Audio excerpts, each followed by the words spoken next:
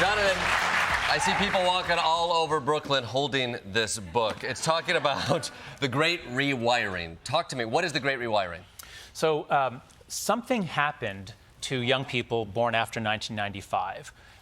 All of a sudden, in the early 2010s, their mental health collapsed. Rates of anxiety and depression skyrocketed. Self-harm is up like 150% for younger teen girls. Suicide is up 50%. Something happened in the early 2010s. And my argument in the book is a tragedy in two acts. The first act is the loss of the play-based childhood. It's what anybody over 40 in this audience had. You were out with your friends after school. There was nobody supervising. You had to learn how to work out conflicts, how to face adversity. So that's what kids have had for hundreds of thousands of years. It's part of being a mammal. You play, you develop skills. We began to crack down on that, to lock kids up in the 90s, to not let them out. So we're restricting what they most need, which is play, from the 90s through the 2000s. But mental health doesn't collapse then. It's actually pretty stable.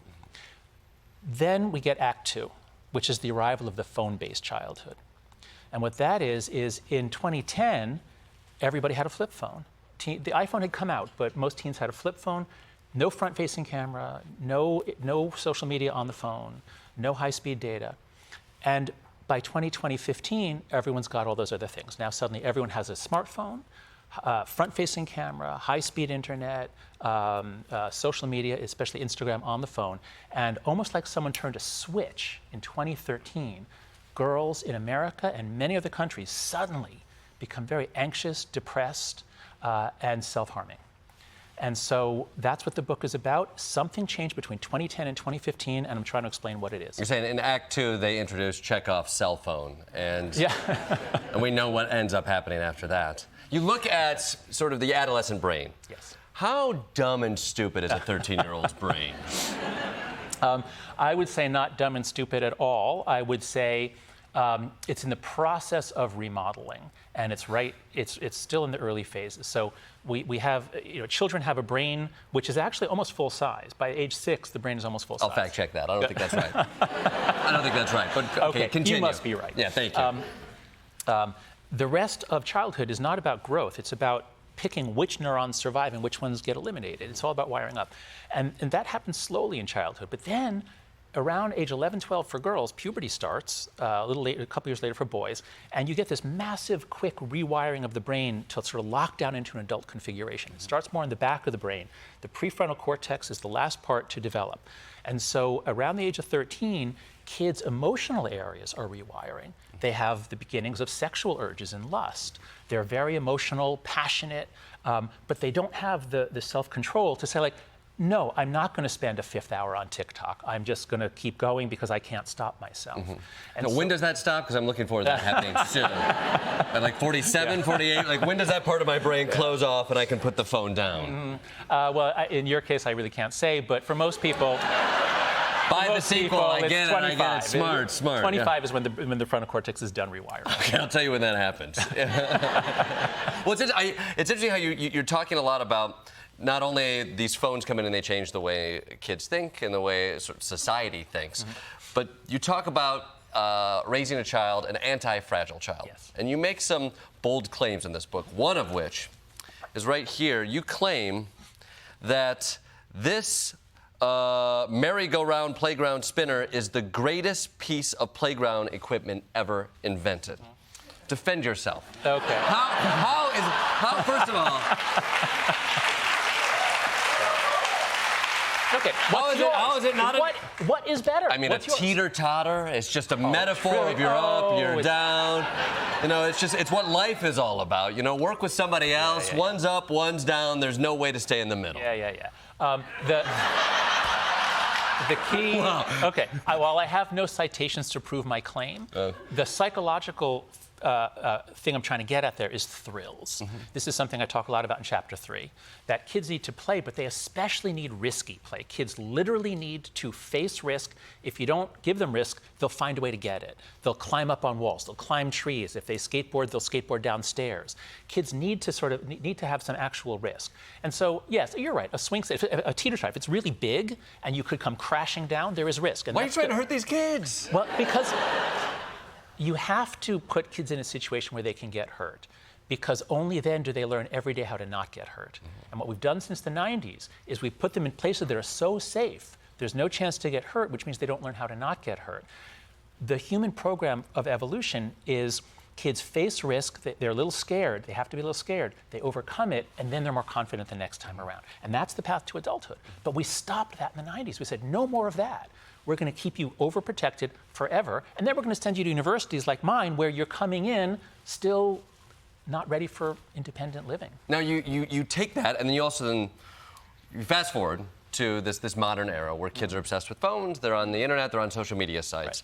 Right. Is there an argument, though, that the anti-fragile way in which kids need to, it's not to pull this thing away, that they need to be exposed to the risks that the internet has? I mean, this is the world that they're going to be born into anyway. Shouldn't they be learning how to navigate that at an early age? Yeah. In theory, yes, but let's look at, say, sexuality. We want them to learn how to have sex. Does that mean we should give them running start at age 8? There are certain things that are not appropriate at that time. Just to be clear, I did not say that. This was not that. That's theoretically. That was theoretically. Okay, yes, boy. Yeah. Yeah. So I've heard this before. In theory, like, oh, why are you, you're saying we need to protect them less in the real world, but you're saying we need to protect them more in the virtual world. Isn't that contradictory? Not at all. Not at all. We're mammals. Kids need to be out playing, roughhousing, putting their arms around each other, touching out in nature. This is the way a lot of us grew up. You play outside. And when you put kids in an environment where everything goes through their phone, as soon as you give your child a phone, they're going to use that. Now the latest stats are around 9 hours a day they're on their phone. And a lot of them, it's almost all the time because they're always checking.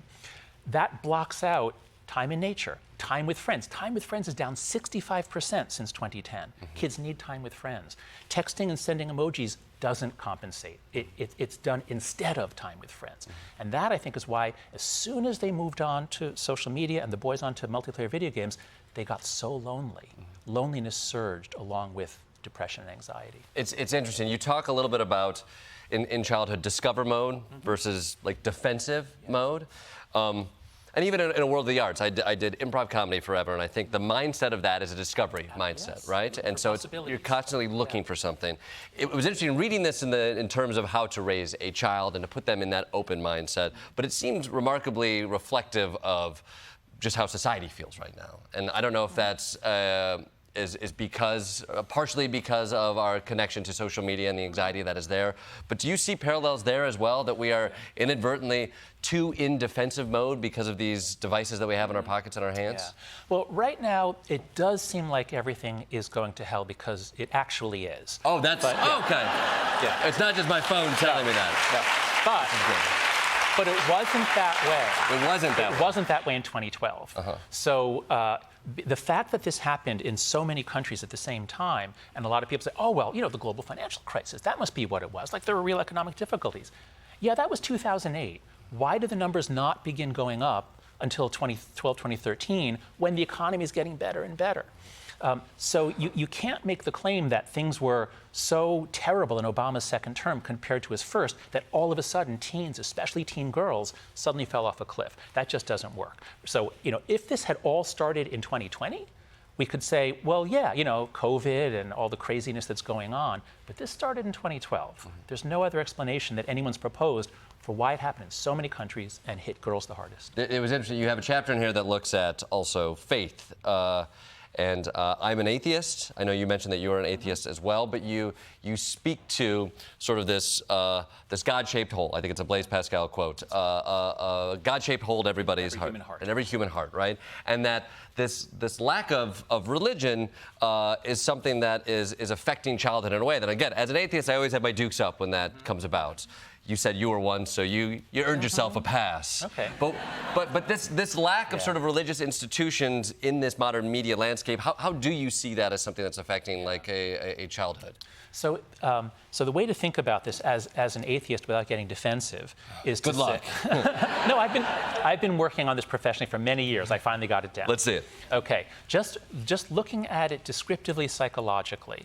Religious people are a little happier than non-religious people. That's been true for a long time. Just as married people are happier than non-married people. On average, your mileage may vary. But people need to be tied in, locked in in a community. I'm a big fan of Emile Durkheim, the sociologist, is my favorite thinker of all time. When we're not tied in, locked in, we're free, but that doesn't make us happy. We have nothing to push against. We have no sense of meaning. It's like if you try to raise a plant, not in the ground, but just like up in the air, and it just can't be done. And so religious kids are rooted in traditions, faith, rituals, community. They go to church every Sunday. The Jewish kids have Shabbat. They literally can't use electronics for a day. So they were always happier than the secular kids. But what happens after 2012, it's quite remarkable in all the graphs. The religious kids get a little more anxious and depressed. The secular kids get much more anxious and depressed. So what I'm saying is, especially if you're an atheist, you're going to have to work much harder. You're going to have to be much more intentional about rooting your kid in stable social relationships. If you give him an iPad, then he graduates to a phone, and it's all this network, that network, interacting with strangers and weirdos and bots and AIs, that's not a community. That's crazy making. It might just be easier to get him to believe in angels. Then take away the iPad? I was going to say, that iPad is there. I do want to... you've written a lot of very interesting books. The book you wrote before this, The Coddling of the American Mind, you co-wrote, sort of looked at safetyism. It looked at the college landscape. And now what we see on college campuses, these protests are breaking out. I wonder, as somebody who looked closely at that and the ways in which students kind of move through it, what you see now on these campuses. Yeah. So, I don't want to comment on the substance of the protest. This is a complicated issue. I respect people on all sides. We all agree, on campus, we all agree students have a right to protest, constitutionally protected. But two things I see going on is, one is the protest, and this is what Greg Lukianoff, my co-author, first noticed in 2014, that the shouting down of speakers, the activism on campus that was really illiberal, and it was intimidating, and it was stopping people from speaking.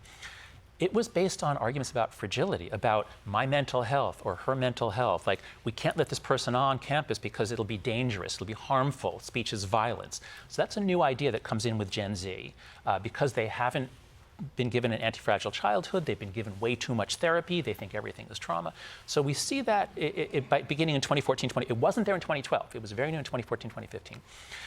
And so the protesters now, I don't know the details, but just one thing I read this morning, someone sent me a quote from a student at Harvard where she was in the encampments and she said, if Harvard cares so goddamn much about my mental health, why don't they just divest and, do all the things that we're demanding? Mm-hmm. You should do, Harvard, do these because our mental health is at stake. That's something new, and it's just not going to get them very far in political life going forward once they leave campus. It's curious. I read this book. I want to do this right. How do I helicopter parent my child correctly? What are some tactical things I can take away from this? Mm-hmm. Well, you just push them out of the helicopter. That's what it is. Okay, I was going to say, sorry, learn how to fly, right? That's that anti-fragile of it all. Right. For birds, it works. I guess not for us. So the key thing to the solution. So even though a lot of my books, a lot of my writing is very dark about things are actually going to hell in a lot of ways. Mm-hmm. But this one, we can solve it in a year or two, because the reason it got so bad so quickly is that we're trapped in what's called it's a social trap. It's a collective action trap. The reason why we all feel we have to give our kid a smartphone by the time they're 10 is because everyone else did, and your kid says, Dad, I'm the only one. I'm being left out. Mm-hmm. So we're all doing that. And the reason my students are spending so much time on TikTok, they say, is because everyone else is, and I have to keep up. I have to know what's happening. So we're all trapped in this. What that means is that if we decide to escape, we can escape together. So I propose in the book, there's a lot of suggestions, but 4 norms that will break these collective action traps. First, no smartphone before high school. Just clear this out of the lives of elementary and middle school kids. Send them out, give them a flip phone, a dumb phone, a phone watch so you can text them, but don't give them the entire internet, including strangers all over the world who are trying to get at them sexually. This is just craziness. Mm-hmm. So no smartphone till high school. The second is no social media till 16. The things that are sent around on social media, the things they're exposed to, like I just recently learned about the video Cat in a Blender, which was popular a while ago. It is exactly what it sounds like. So, you know, and this is just part of childhood. It's hardcore porn, animal cruelty, beheading videos. So, you know, let's just at least wait till they're 16 before they see that stuff. I was going to say, that's the appropriate age to watch a cat in a blender. Is that 16? It's like, you get to drive a car and hey, why don't you check this thing out? Yeah. What I'm after here is not the optimum age. It's what's a minimum age that we could actually all do together, because that's the key. If most of us do this, we solve the problem. The third norm is phone-free schools. This is the most powerful one that we can do instantly. So if you're watching this and you have kids that go to a school that lets the kids keep the phone in the pocket, buy a copy of my book for the principal. No, Smart. I have videos. Send them a video of my talks on phone-free schools. Every school needs to go phone-free by September. The phones they don't just make the kids anxious and lonely. They make them less intelligent. Test scores have been dropping around the world since 2012. Once the kids bring a phone in school, they're doing this. They're not listening to the teacher. So get rid of phones in schools. And then the fourth norm is far more independence, free play, and responsibility in the real world. We have to. So this is not just about let's take away. It's let's give them a real childhood, the kind of childhood that us older people, the kind that we look back on.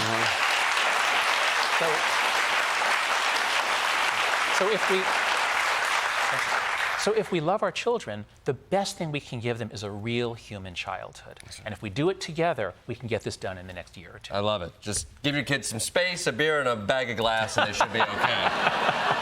It's a fascinating read and an important one. The Anxious Generation is available now. Jonathan Haidt.